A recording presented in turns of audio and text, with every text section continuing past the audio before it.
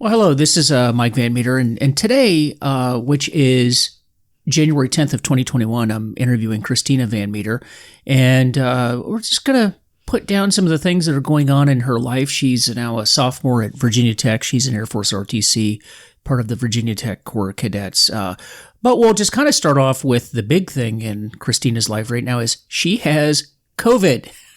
She is COVID positive. So, Christina, how did that happen? What's going on, and what are you feeling? I don't really know how that happened, honestly. So I went to college for a semester. So the end of my freshman year, we were sent home because of COVID. And then this past semester, I was at Tech. And then you would think I would have gotten COVID there because I'm around a bunch of people. I live in a dorm. With the Virginia Tech Corps of Cadets, you live in a dorm all 4 years. So I actually had a roommate, and we would eat dinner with different people every day. You'd see a ton of people on campus.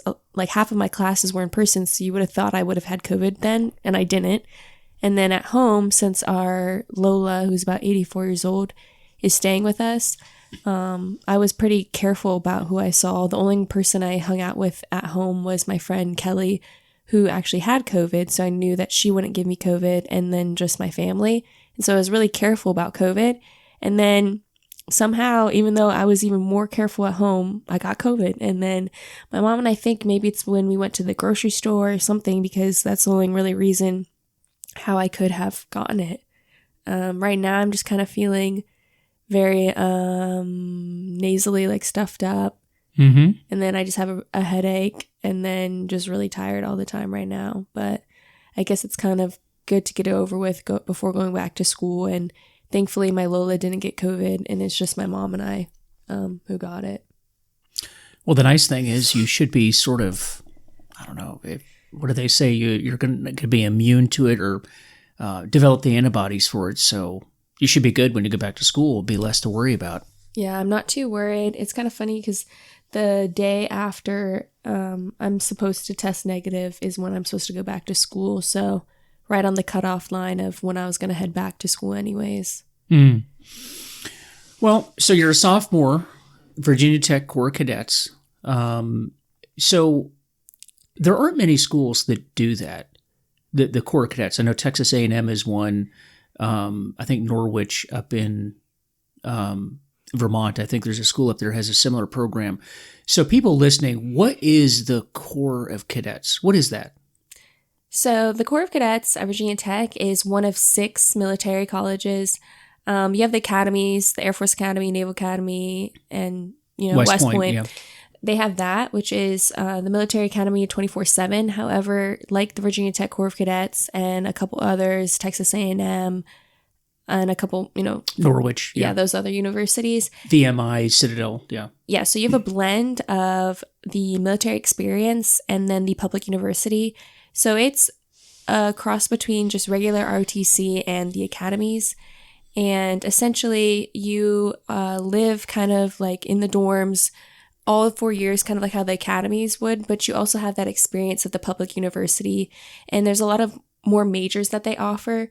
For example, I'm actually interior design, which falls under the School of Architecture. And on the very first day that I transferred into the interior design program, the professor noticed that I was wearing a uniform. And of course, he was like, "Oh, are you in the Corps of Cadets?" And I was like, "Yes, sir." And he said that I was the first ROTC student he had taught in 10 years. And so because of the blend between having a public university and ROTC,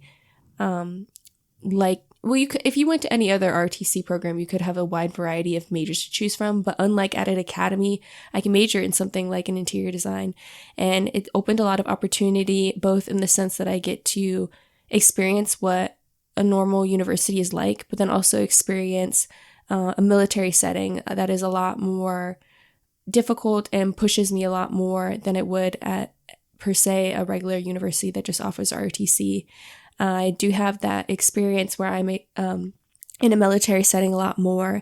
And I think that this setting has kind of caused me to grow up a lot faster than it would have if I did something else in college, and just really appreciate the lessons that I'm learning around me, and really valuing the lessons that I learned through the Corps of Cadets and really understanding what I'm getting myself into in the future.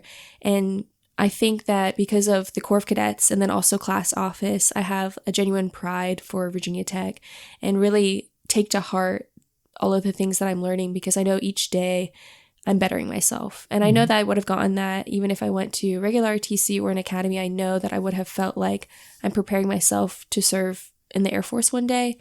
But I love Virginia Tech, one, because of the School of Architecture, and then also the Corps of Cadets.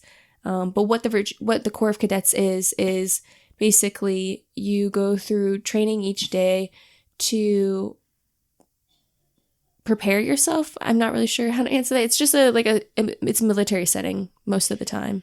Well, it seems like the big thing is during the summer, you actually have to go spend time with the Air Force, like all the branches. You're Air Force, but all the branches do that. And so it seems like what you're doing for the year is to prepare you for that summer experience. Oh, the Corps. Yeah. So basically, my schedule is kind of like I have on average, about 5 extra credits currently for the Corps in combination with Air Force ROTC. In the Corps of Cadets, the extra classes that you take right now are a lot of leadership development and management classes. And then on top of the regular Air Force classes that you would take at another university as well, you have your Air Force physical fitness classes. You have the Intro to Air Force, Development of Air Force, classes like that. And then you also have a class called Leadership Laboratory. And that's essentially when you're outside on the drill field practicing marching, a lot of commands, and then just different scenarios that you kind of work through that help you and prepare you for field training. And just a backstory for Air Force RTC, you go to a 2-week field training, and essentially that's when you're evaluated and you learn a lot of things there as well. So one thing that's really helpful and beneficial through the Corps of Cadets is that you're living through a lot of those scenarios that you might see at any of the branches trainings. And also this lab that you take in Air Force RTC really prepares you for like 2 years to send off to that training over the summer. And then now it's different for a Navy. I know that if you're on scholarship, you could do like a tour like for 1 month, and then Army does like a 2-month training. And what's nice about the Corps of Cadets is that although it's about 50% Army, they really do tailor your training to which branch you're in on those separate classes. But then you all come together and do this one class that is Corps specific, and that really harps on training you to be an ethical leader, training you to be a global leader. And they really put a lot of efforts into developing you to be a great leader no matter what branch you are. And then specifically you have classes that train you for whichever branch you're going into, whether that's like Army, Navy, or even the VPI track. And that's kind of important, isn't it? Because when you go to your training, and in your case it's going to be Air Force, you will be there not with just Virginia Tech. You're going to be with people from around the country, correct? From over the summer? Yeah. Yes. Yeah. So it's mixed. Mixed meaning other schools, and you're there with everybody, and you're being evaluated. Now, your performance at this, what kind of an effect does that have on your future in the Air Force? I think it plays into like part of like your ranking and like what job you get. I know that I haven't really looked too hard into that, but I know it's a big combination of a lot of things about what career field you go into, where you go. I'm not really sure what plays into what, but there is like a big combination of your future career. And then I know, you have to pass field training in order to be an officer one day, of course. Yeah, it's a requirement. So did you always want to go into the military? No. Not at all. And so me as your father, I don't recall ever talking to you about the military, even though your mom and I were both naval officers. It just never really seemed to me, and I could be wrong, never really seemed to me to be something that you were particularly interested in or even interested at all. So what happened? And take us on the journey of how did you end up at Virginia Tech and Air Force ROTC? Alrighty, so I think I'll start out with Virginia Tech. I don't know if this game will be around years from now, but my brother and I used to play this game called Minecraft. And essentially, it's just like a game where you build things, but they're just blocks. Like everything in it is a block. And I would play Minecraft with my brother day and night in elementary school. Like we'd come home from school and we'd have our server open and we would just play as late as we could, and then it'd just be routine. I'd come home from school, play Minecraft again, and I noticed that when I played on that game, all I did was build things. You know, sometimes people would farm or mine things. It's just whatever you want to do in the app, but I always built things. I would recreate the home that we would live in. I would design apartment complexes, anything. Then I just found that I really enjoyed building things, and my brother was like, I think you should be an architect. And I was like, why? And he's like, all you do is build things. Even during church service, I would just draw on the sermon notes. I wouldn't draw like animals, nothing. I would draw blueprints of houses. Mm-hmm. And, you know, I'd be a third grader drawing blueprints of houses. And you'd be like, well, why is she drawing that? And it's just because I would imagine like my dolls walking through a space and thinking what I also remember functional. That you would draw pictures of me in church, and then like you would draw I remember specifically once you actually drew the wrinkles on my face and then put arrows pointing out that those were wrinkles just in case somebody didn't figure that out. So you were very detailed, even down to my wrinkles. Yeah, even one thing then I noticed is that I'm a very detail-oriented person, which has helped me very tremendously in inspections in the Corps. So maybe me noticing your wrinkles helped me notice the wrinkles on my clothes. I don't know. So I did notice that a combination of really noticing details really helped me. This is just backtracking a little bit, but noticing details in the Corps really stemmed from noticing details like in design and also in cheerleading. It's kind of funny because I did cheer in high school, and a lot of the things in terms of marching were very similar to how you move on a competitive cheer floor. I noticed that when you started out your freshman year at Virginia Tech. I was like, oh, this should be pretty easy for her because she's kind of used to the formations and the movements. And, you know, it's kind of, you know, I didn't see you lifting anybody up on the drill field at Virginia Tech, but I guess they could start that in the future. But you'd be good at that. But I will start again. So backing to where we were, I found out I wanted to be an architect, and I just kind of stuck with it. In high school, I didn't really take many art classes because I really focused on music since I played the violin in high school. But my junior year, I was able to start taking a lot of STEM classes. So I took an architectural drawing class, an engineering drawing class, just to kind of see if that's where I wanted to go. And my professor at the time who taught those classes was a Virginia Tech alumni.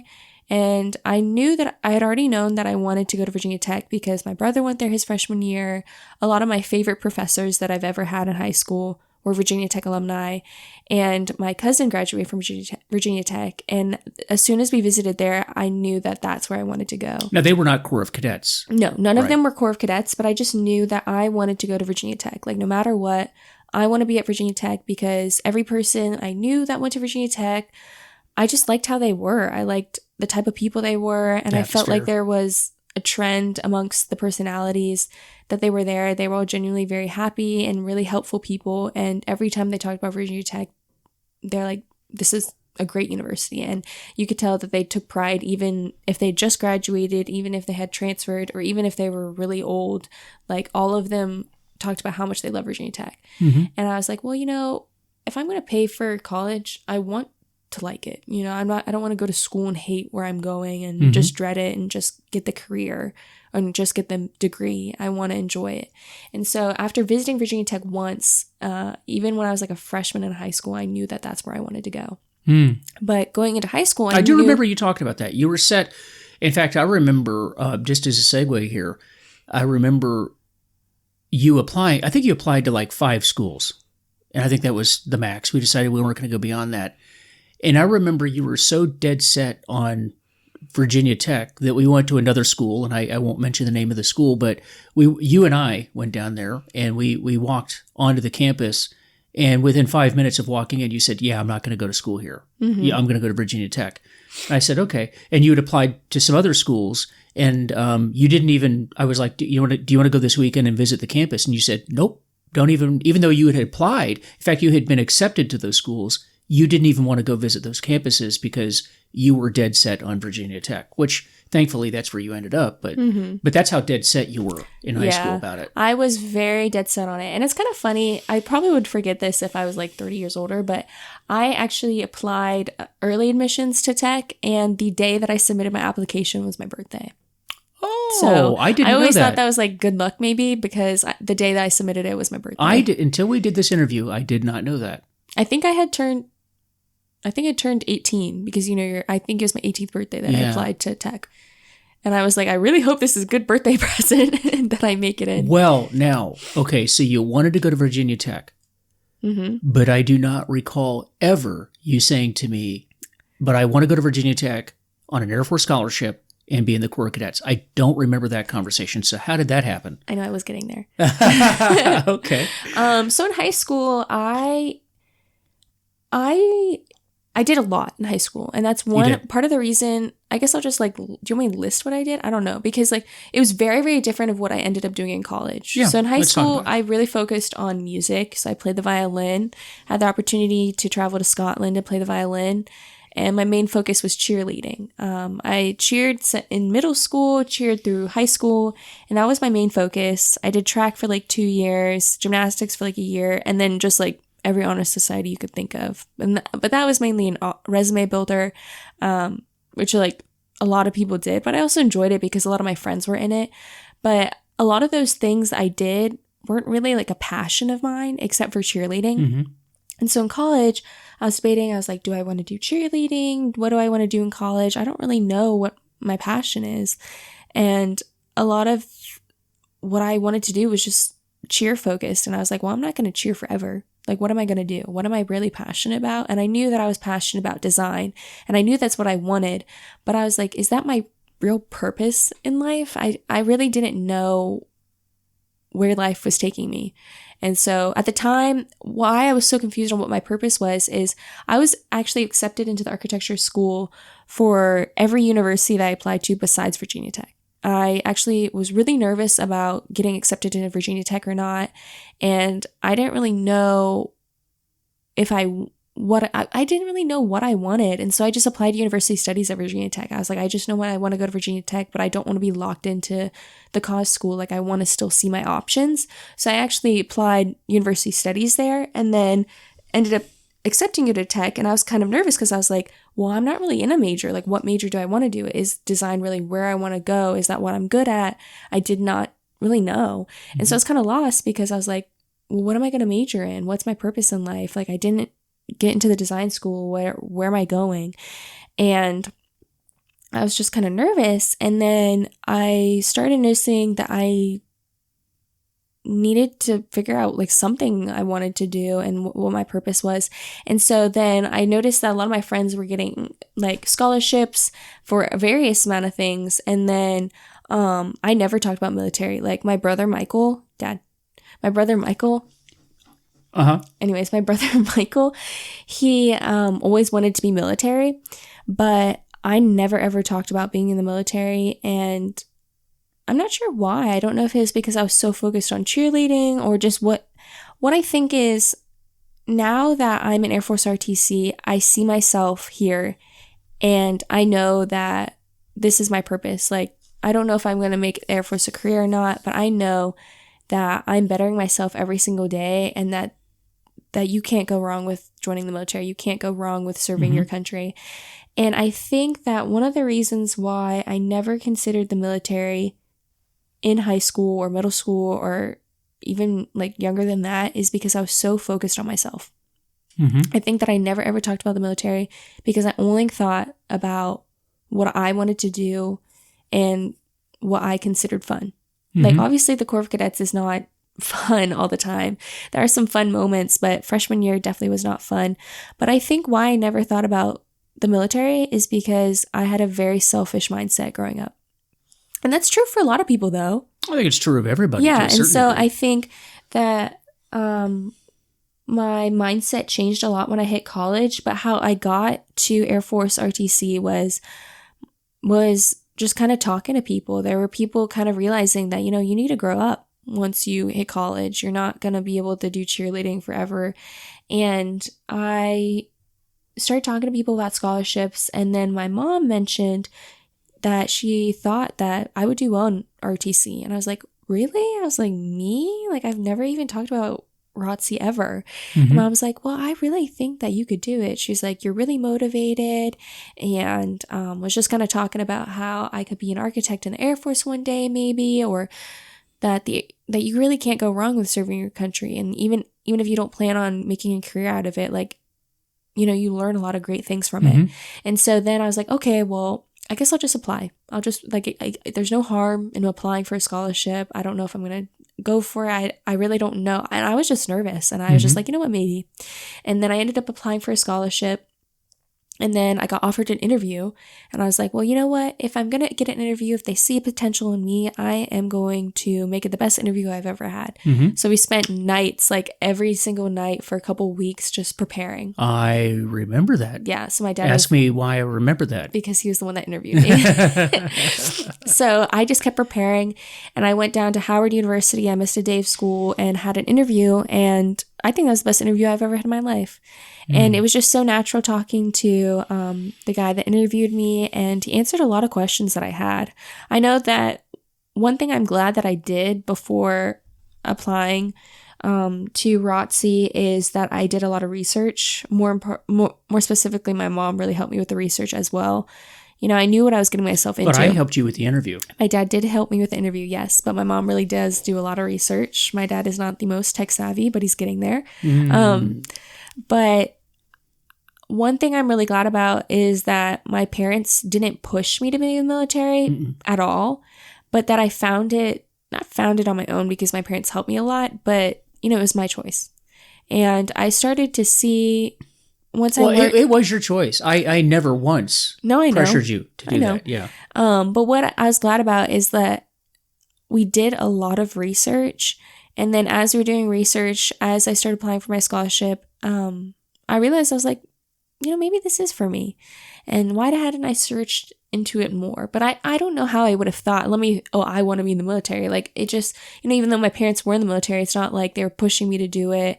And, you know, at the time, you know, none of my friends are doing ROTC, you know, so I didn't really know a lot of people who were doing ROTC.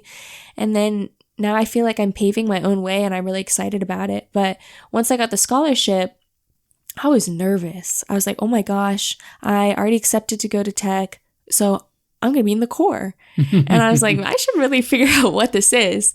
So I did a spend the night, and everyone there was just so motivated. I did a spend the night. The girl that I did the spend the night with, I actually see sometimes at school because she's Air Force ROTC. Is she still there? Yeah. So she was our, what was she? She was like a very high ranked cadet in Air Force ROTC this past semester. So I actually saw her quite a bit, and she was so nice. She answered a lot of my questions, and there were just some things that I would ask. I wrote down I looked back at some notes that I'd planned on asking her, and it was just like the funniest things. I was like, so are you sad that you have to wear a uniform to class every day and things like that, you know? Or I was like, well, like, how can I make my room more girly? Is like so many of the questions I asked her.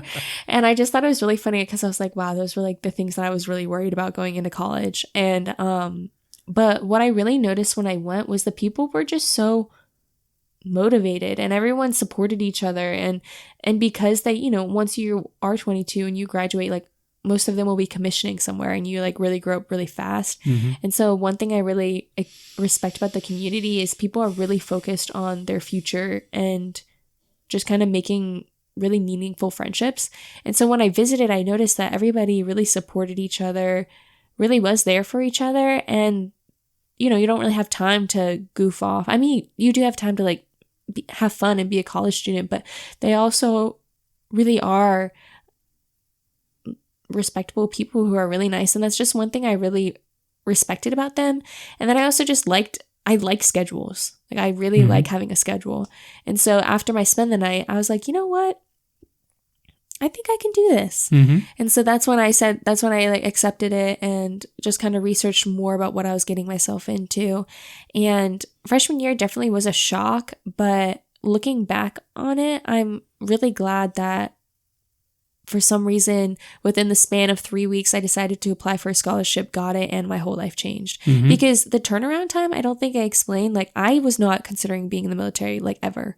Mm-hmm. And then, like, 2 or 3 weeks before the Air Force, like, ROTC scholarship was due, I decided to apply. I did my PFA, like the one to qualify for a scholarship. I did my PFA on a day that it was too cold to And for those that don't know, PFA is a physical fitness assessment. Yeah. Right. So I did my physical fitness assessment on a day with my gym teacher. I emailed her if we could do it on this day. It was too cold to attend school. But I did my 1.5 mile run outside on the track, my push-ups and sit-ups, like in the snow, basically, because it was so last minute, and I wanted to get this done. It was too cold for anybody else to go to school, but you still went to the track and did your physical fitness assessment outside, but everybody else would not even attend school that day. That is awesome. I love that.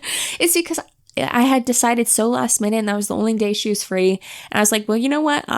I'm fine running in the cold. Like, I need to get this done. And I submitted it as soon as I could, had my interview. It was a pretty quick turnaround time. And then I think really soon near the cutoff date of saying if you were in the Corps or not, I decided to like check the mark yes. And then I was in the Corps. And so then we had to start preparing all of my new cadet week stuff.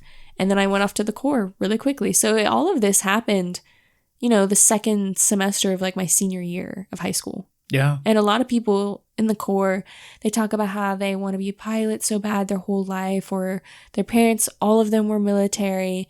And sometimes I'm like, my story's a little different, but I think I just didn't see that I wanted to be in the military as soon as I had been. Because like one advice my dad gave me before going into the new cadet week was, it's all a mind game, it's all a mindset.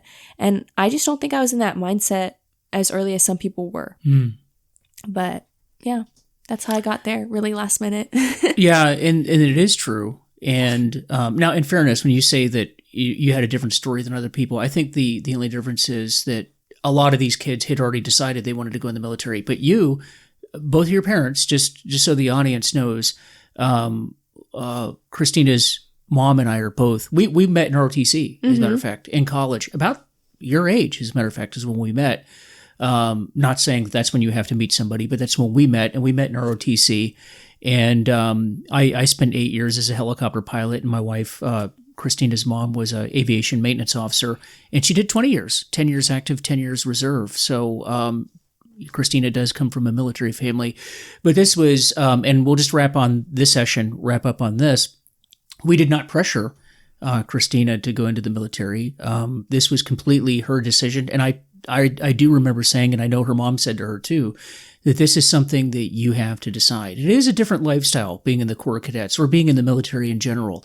And it's something that you need to want to do because it's not always fun. There's a lot of pressure that's put on you. And hopefully that's something that you want to do. You can't do it for your parents. It's something that you want. But being a veteran, I will tell you, so I've been in the workforce for over 32 years now in different, I've been military, law enforcement, corrections, and I'm a retired FBI agent.